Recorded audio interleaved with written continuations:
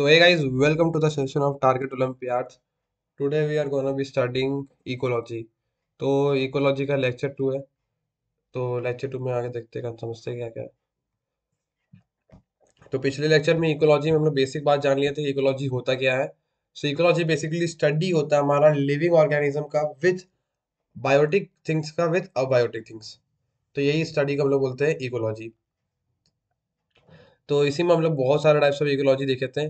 Population ecology, organism ecology, human ecology, human बोल दिए, ecosystem ecology, landscape ecology, तो यही सब थी। तो ये सब इकोलॉजी चला समझा। फिर हम लोग क्लीमोग्राफ में देखे। ठीक है।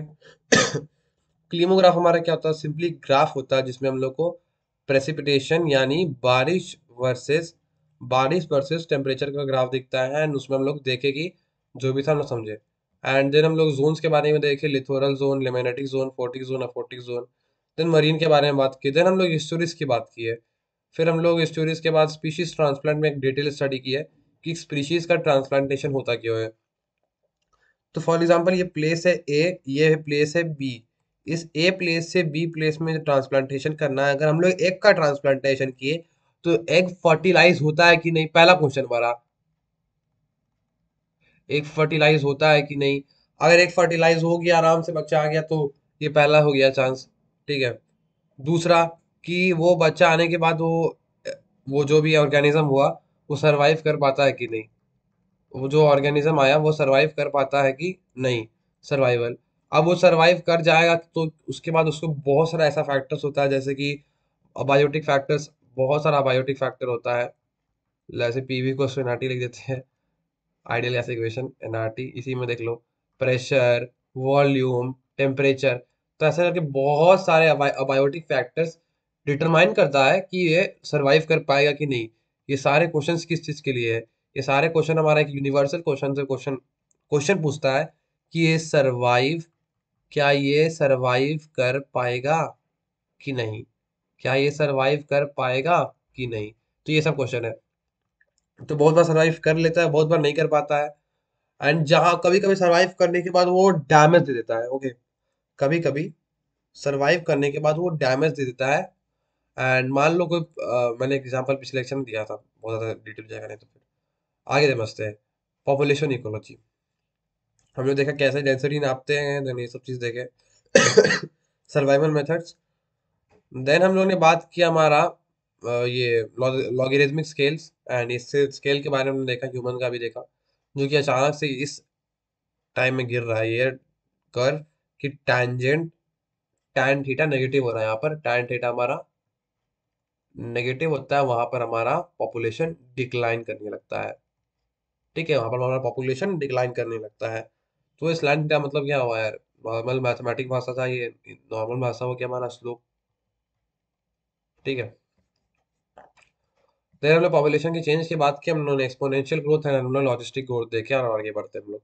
अब हम लोग को पढ़ना है यहाँ पर से है, रिप्रोडक्शन के दो मोड्स होते हैं। There are two modes of reproduction, that is the semi parity and the itero parity.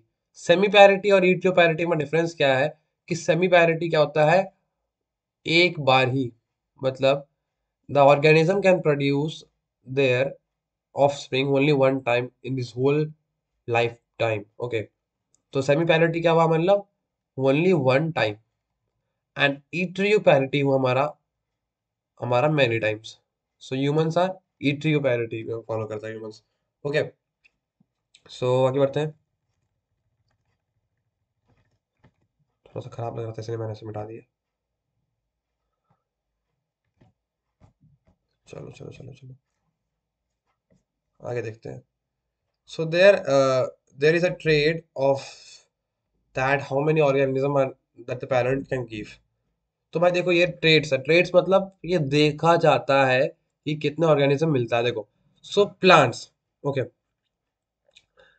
Plants में वो बहुत सारा स्मॉल नंबर ऑफ सीड। देखो, प्लांट, अगर कोई प्लांट है, हाँ, उसको वो छोटा छोटा सीड दे रहा है, बहुत सारा, तो छोटा छोटा सीड दे रहा है। तो क्या हुआ? उसे एक सीड बनाने के लिए न्यूट्रिशन कितना लगा? न्यूट्रिशन कम लग रहा है। भाई वो छोटा छोटा सीड बना रहा है अगर वो, अगर वो छोटा छोटा सीड बना रहा है तो एक सीड बनाने में हमें क्या लग रहा है, न्यूट्रिशन कम लग रहा है, न्यूट्रिशन कम लग रहा है। तो जहां एक सीड बनाने में न्यूट्रिशन कम लग रहा है तो क्या है, देखो न्यूट्रिशन कम लगा तो इसीलिए वो ज्यादा नंबर ऑफ सीड लगा बनाएगा। तो अगर छोटा सीड होगा तो क्या होगा, ज्यादा होगा। समझा। फिर यही हुआ, ये प्लांट्स पे ट्रेड फॉलो होता है। अब देखो, अब कोई प्लांट है जैसे कि डैंडेलियन प्लांट, डैंडेलियन प्लांट जो है वो लार्ज सीड देता है भाई। देखो लार्ज सीड हुआ, लार्ज सीड के लिए क्या चाहिए उसको, ज्यादा न्यूट्रिशन चाहिए। ज्यादा न्यूट्रिशन चाहिए तो भाई कितना न्यूट्रिशन लाएगा यार, इसीलिए वो, इसका फोकस रहता है कि एक बनाओ। देखो इसका फोकस है quality is greater than quantity, and इसका फोकस है quantity is greater than quality. आगे बात करते हैं animals which are having too much predation rate. अब देखो टू मच प्रेडिटेशन रेट, ये नेचर ऐसे ही बनाया है कि वो जानता है कि ऐसा होगा तो ऐसा बनाना है। तो जिस ऑर्गेनिज्म का टू मच प्रेडिटेशन रेट होता है, लाइक रैट, भाई रैट को तुरंत ही खा जाएगा, माइस को तुरंत ही मर जाता है, मतलब तुरंत मर जाता है। ठीक है। तो ये सब का जैसे का जिसका हाई प्रेडिटेशन रेट होता है, उन लोगों के लिए क्या होता है, उन लोगों का ऑस्प्रिंग का रेट भी हाई होता है। देखो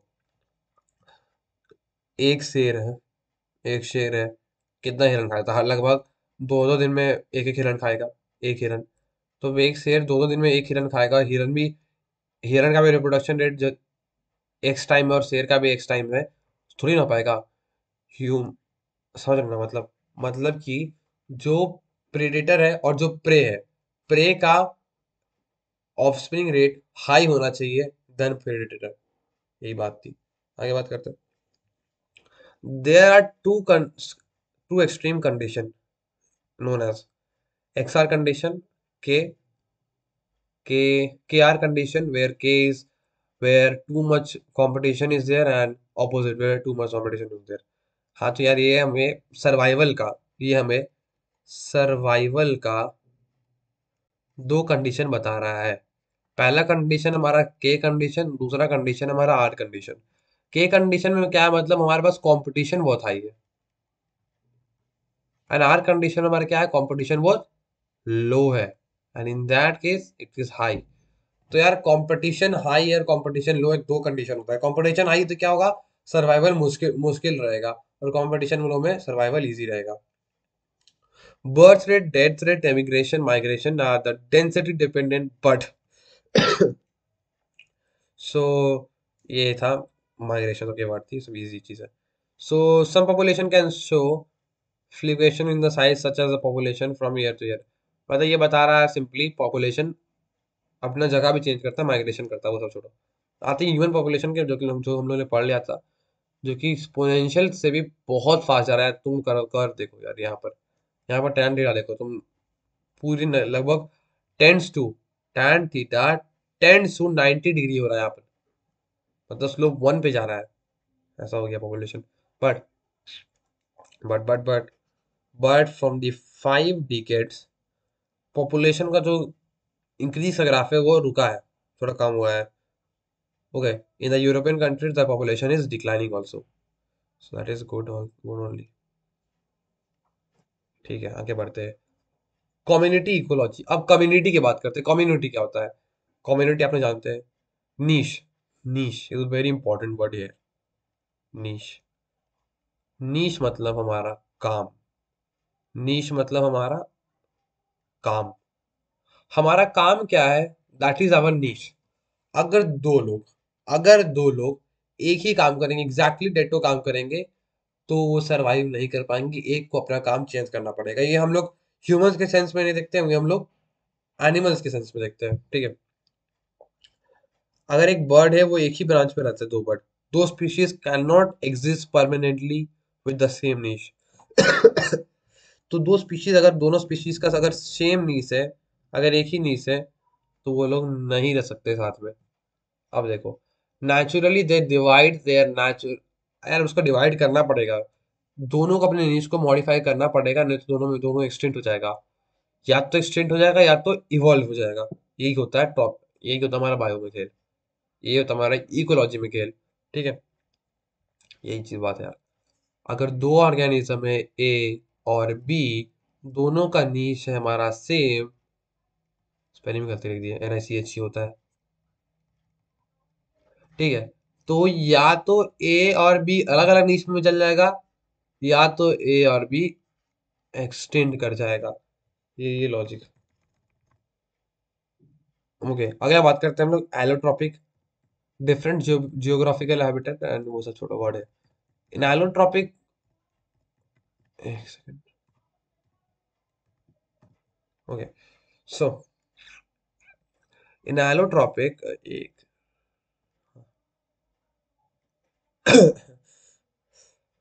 in allotropic morphological similar and use similar resources. So allotropic क्या होता है? Morphological similar and similar resources। ये सब इतना important नहीं है, ये सब इतना important नहीं है। यहाँ पर आते positive negative interaction in very important होता है यार। पॉजिटिव नेगेटिव इंटरेक्शन में एंजाइटी में दिया हुआ है। मतलब क्या होता है? कोई एक ऐसा इंटरेक्शन जिसमें कोई इंडिविजुअल का बेनिफिट हो रहा है, या कोई इंडिविजुअल का लॉस हो रहा है, या कोई इंडिविजुअल का नाइदर बेनिफिट हो रहा है नॉर लॉस हो रहा है, लॉस हो रहा है। सो यार ये होता है हमारा पॉजिटिव नेगेटिव इंटरेक्शन। बात करते हैं इंटरेक्शंस की। Rattle snakes and the other pit viper use their heat sensitive organ for predation. ये कुछ और चीज है। आपको ये पॉजिटिव नेगेटिव इंटरेक्शन या एंजाइटी अगर इसमें मैंने नोट्स में नहीं होगा तो मैं एनसीईआरटी से पढ़ा दूंगा, वैसे कैमल को नोट्स से समझो इसको। जो भी एक्स्ट्रा बचेगा मैं एनसीईआरटी कवर कर लूंगा लास्ट में लेक्चर के। ओके, चलो। सो सम ट्रेंड्स की बात करते हैं मैं। अब देखो सर्वाइव, ये ट्रेंड्स किस चीज का ट्रेंड्स है यार? ट्रेंड चलते रहता है, ये ट्रेंड्स हमारा सर्वाइवल। ये ट्रेंड्स हमारा किसका है? सर्वाइवल का है। बात करते हैं एपोसिमेटिक कलरेशन यानी warning coloration. Aposematic coloration means warning coloration that is present in the poisonous frog. आपने अगर जियोग्राफिकल या डिस्कवरी चैनल में कुछ देखा होगा, हिस्ट्री टीवी जो भी है, तो उसमें आप लोगों को पता होगा। अगर आप लोगों ने पॉइजनस फ्रॉग को देखा होगा, मुझे इमेज ला देना चाहिए, इमेज हो गया नहीं, तो अगर आपने पॉइजनस फ्रॉग को देखा होगा तो उसका एक चटक कलर होगा, and that shows poison, a warming colouration. A warming, वो वार्न कर रहा है कि मेरे पास मत आओ, मैं तुम्हें पॉइजन दे दूंगा। आगे बात करते, that is only the known as aposematic colouration.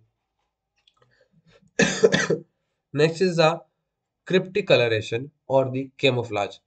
आपको याद करना होगा, aposematic coloration is the warning coloration and the cryptic coloration is the camouflage. Camouflage सबको पता है यार, कुछ नहीं बताना इसमें। Batesian mimicry is another relationship between the harmful and the harmless species.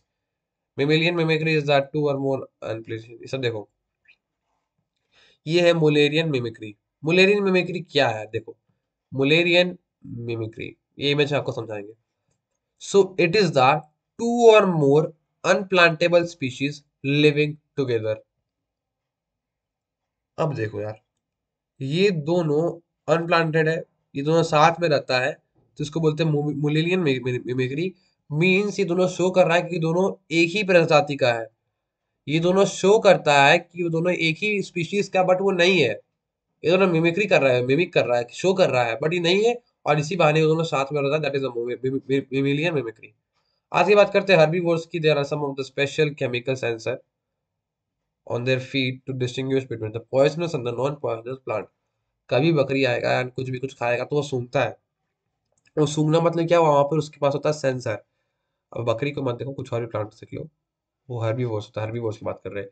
तो हर्बीवोर्स के पास क्या होता है? हमारा सेंसर, जो कि उसे बताता है, ठीक है, जो कि उसे बताता है कि ये पॉइजनस है या नहीं है। पॉइजनस होगा तो खाएगा, नहीं खाएगा।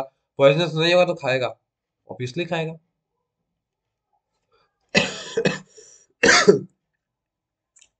सो यार कुछ प्लांट्स ऐसा भी करता है कि अपने अंदर में केमिकल स्टोर रखता है कि अगर कोई उसे इंसेक्ट खाए तो इंसेक्ट का एक अब नॉर्मल डेवलपमेंट करा देगा। दैट इज, हम लोग ने, ये तो नेचुरल बात है, बट हम लोग ने जेनेटिकली बीटी कॉटन बनाया है, जिसके बारे में आपको पता होगा, बैसिलस थैलेजेनेसिस कॉटन, जो कि ऐसा ही कुछ फंक्शन करता है, जो कि आपको बायोटेक्नोलॉजी में समझ आएगा, जो कि मैंने कवर कर लिया है। वीडियो को जरूर देख लेना, इसी कोर्स के अंदर कवर किया गया है। आगे बात करते हैं पॉजिटिव पॉजिटिव इंटरेक्शन। अब हम लोग इंटरेक्शन की बात करेंगे यार। तो पॉजिटिव पॉजिटिव इंटरेक्शन क्या होता है? पॉजिटिव पॉजिटिव मतलब दोनों लोग रह रहे साथ में, एंड इसमें दोनों लोगों का बेनिफिट हो रहा है, that is a positive positive interaction. So इसमें दोनों का बेनिफिट हो रहा है, खत्म, कोई लॉस नहीं हो रहा है, खाली प्रॉफिट हो रहा है, नो लॉस। और ठीक है, वो गलत लिखा हुआ है, चल मैं बता रहा हूँ, दोनों का बेनिफिट हो रहा है। It includes mutualism and commensalism. So positive positive interaction में हमारा म्यूटुअलिज्म आता है एंड कम्युनलिज्म आता है, जो कि हम लोग एनसीईआरटी कभी करेंगे इसके आगे, तो उसमें मैंने लिखा हुआ और मैं पर डिटेल में पढ़ाऊंगा। सो बस इतना देख लो, म्यूटुअलिज्म में हमारा माइक्रोरोजिया होता है। माइक्रोरोजिया मतलब क्या होता है यार? Mycorrhiza is a symbiotic relationship with between हमारा टॉल प्लांट्स, टॉल गाइनोस्पर्म भी बोल सकता हूं, मैं टॉल प्लांट लिख देता हूँ, tall plant and fungi. Okay, and यहाँ पर हमारा लिचेंस भी हो सकता है, लिचेंस जो कि हमारा algae है, में algae फंगई का रिलेशन होता है, वो भी है। तो mutualism and commensalism. Positive zero interaction क्या होता है? सम ऑफ द इंटरेक्शन जिसमें कि एक को बेनिफिट होगा और एक को ना ही बेनिफिट होगा ना ही लॉस होगा। ठीक है, आगे बात करते हैं यार। सो डाइवर्सिटी, इकोलॉजिकल डाइवर्सिटी क्या होता है? मतलब कितने डिफरेंट टाइप ऑफ ऑर्गेनिज्म एक पर्टिकुलर एरिया में रहते हैं, that is the diversity of that area, that is the diversity of that area. Ecologist have used many tools for the calculation of diversity, यानी एक बहुत डिफिकल्ट इक्वेशन दिया गया था डाइवर्सिटी के लिए, लॉगरिथम होता था, यूज किया गया था। उसको आपको याद करने, मैंने लिखा है बट इसको याद करने की कोई जरूरत नहीं है, no need to learn this. And बस इतना समझो कि डाइवर्सिटी को कैलकुलेट करने का दिया गया था। एंड एक चीज और शो किया गया है, so many experiment show the, ये देखो, हाँ, एक रिसर्चर ने क्या किया, सेवरल प्लॉट्स बना दिया, several plots बना दिया, and found that there is more biomass in the first of the total land mass, in the first total land mass। मतलब क्या हुआ देखो, इसने एक साइंटिस्ट ने, एक रिसर्चर ने क्या किया, सिंपली एक लैंड मास लिया, हाँ, एक लैंड मास लिया, बड़ा सा लैंड मास। अब क्या किया, उसमें प्रोडक्शन किया, कुछ भी वीट किया, मैच किया, कुछ भी किया, प्रोडक्शन मान लो एक्स हुआ, एक्स क्वांटिटी हुआ उसका प्रोड्यूस। अब क्या किया उसने उसने उस प्लॉट को कट किया बॉक्सेस में, एरिया वही रहा, एरिया में कोई प्रॉब्लम नहीं था, वैसे भी बर्बाद हुआ तब भी उसने एरिया इक्वेट किया, एरिया वही रहा। एंड तब प्रोडक्शन देखा तो प्रोडक्शन वाई आया, एंड बाद में उसने कैलकुलेट किया, कंपैरिजन किया, तो उसने देखा कि x is greater than y, it means the production in the whole landmass is greater than the production separately। तो ये उन्होंने बताया नहीं, वेरी इंपॉर्टेंट थिंग है। आगे बात करते हैं, एनर्जी का हाइपोथेसिस भी दिया गया यहाँ पर, जो कि हम लोग का ट्रॉफिक लेवल में होता जाती है, 10% एनर्जी ट्रांसफर होता है, जो कि हम सारी वर्ड को डिटेल में समझ जाएगा। अब देखो, स्पीशीज रिचनेस, स्पीशीज रिचनेस है हमारा, फिर हम लोग इकोसिस्टम आएंगे, तो पहले इकोसिस्टम करते हैं। इकोसिस्टम हुआ, हमारा ट्रॉफिक लेवल हुआ, देन कुछ कुछ है हमारा, बहुत लिखा हुआ है नोट्स, फिर यहाँ पर हम लोग एनसीईआरटी में आ जाएंगे। चलो भाई, अब खत्म हुआ, लेकिन खत्म नहीं हुआ, यहाँ से एनसीईआरटी चालू हुआ, तो नोट्स बना के खत्म हुआ तो चिल करते बैठ के, चिल। इकोसिस्टम छोड़ दे, ये खत्म करते हैं।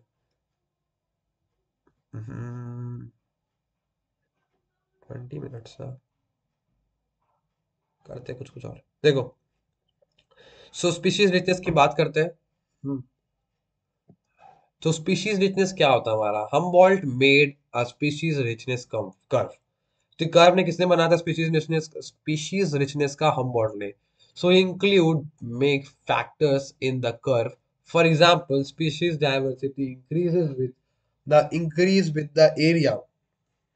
ये मैंने भी ऊपर आपको एक्सप्लेन किया, को आपको प्रूफ किया कि स्पीशीज का जो डाइवर्सिटी होता है, that increases with the increase in the area, thus the equilibrium is reached। So extinction और emigration का जो touching point होता है is known as the equilibrium। So हमारा यहाँ पर कुछ होता है equilibrium। बात करते हैं इकोसिस्टम की।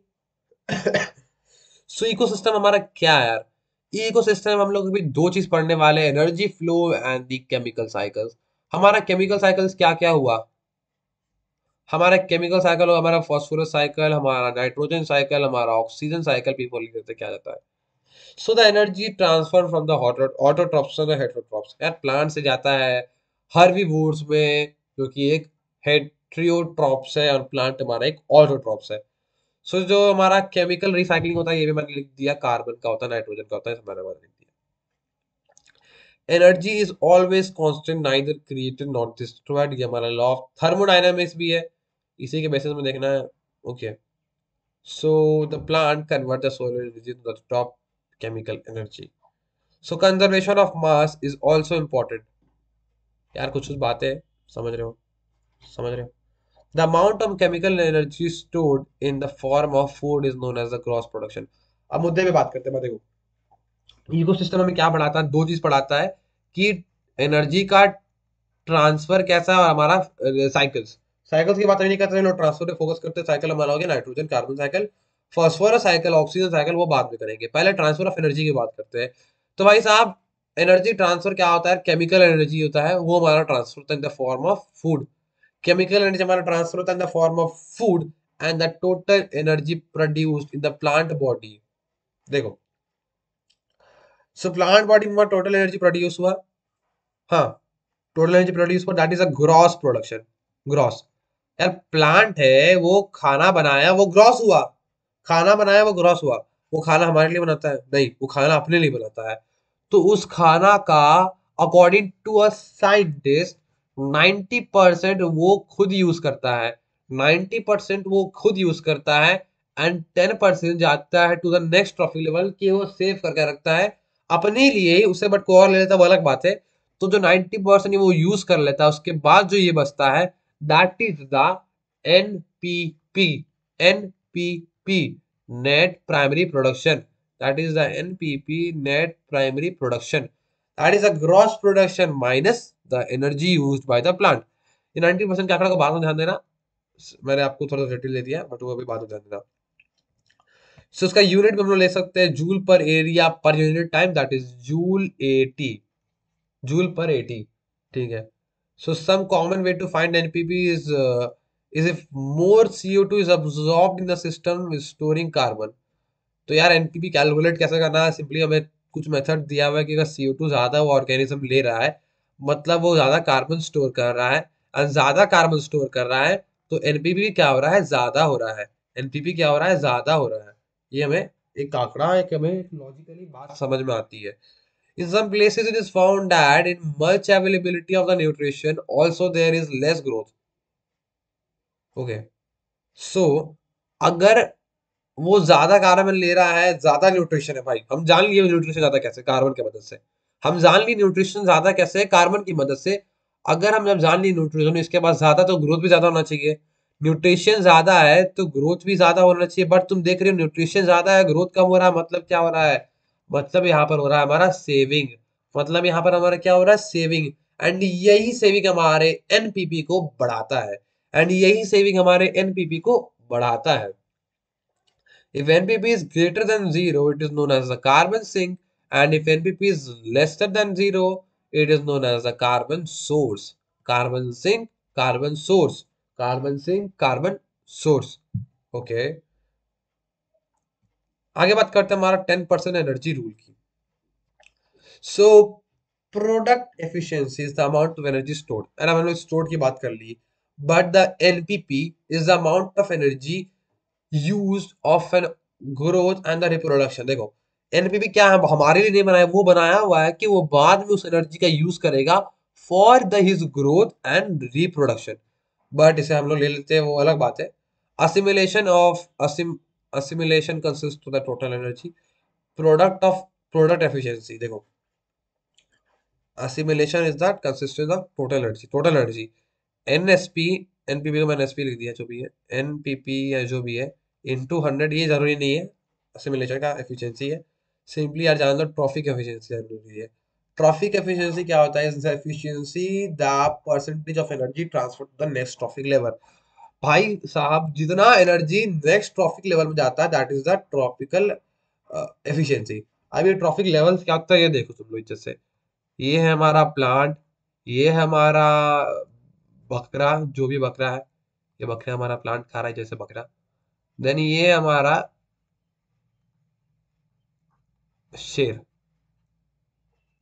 तो प्लांट को क्या, प्लांट मान लो 100 जूल एनर्जी था प्लांट के पास, हाँ। प्लांट का ग्रॉस प्रोडक्शन था 100 जूल्स, ठीक है। लेकिन वो 90 जूल यूज कर दिया अपने ही काम में, एंड 10 जूल उसके पास बचा हुआ था। देन उसको खा लिया हमारा बकरा। देन बकरे के पास आ गया हमारा 10 जूल एनर्जी। 10 जूल में से ये 9 जूल अपना यूज कर लिया, 1 जूल बचा हुआ था वो खा लिया हमारा शेर। एंड शेर के पास सिर्फ बच्चा 1 जूल, उसको कोई खाएगा तो उसको एनर्जी बिल्कुल कम मिलेगा, बिल्कुल पॉइंट में मिलेगा, बिल्कुल कम मिलेगा, बिल्कुल पॉइंट में मिलेगा। इसीलिए जनरली ट्रॉफिक्स 3 साइकिल में खत्म हो जाता है, बट 4 भी चलता है, उससे ज्यादा नहीं। 3 में खत्म हो जाता है, 4 भी चलता है। मैंने आपको एक्सप्लेन किया ट्रॉफिक लेवल होता क्या है। तो एक रूल है हमारा 10% रूल, इसके अंदर ये सब आते हैं। सो आप देख सकते हो प्राइमरी प्रोड्यूसर इतना सारा बनाता है, सिर्फ 10% यहाँ पर गया, सिर्फ 10% यहाँ पर गया सेकेंडरी कंज्यूमर्स अंदर, सिर्फ उसका भी 10% हमारा टर्शरी कंज्यूमर्स के पास गया। बट ये हमारा जो ग्राफ है, जो हमारा पिरामिड है, ये उल्टा रहता है in primary consumers and primary producers.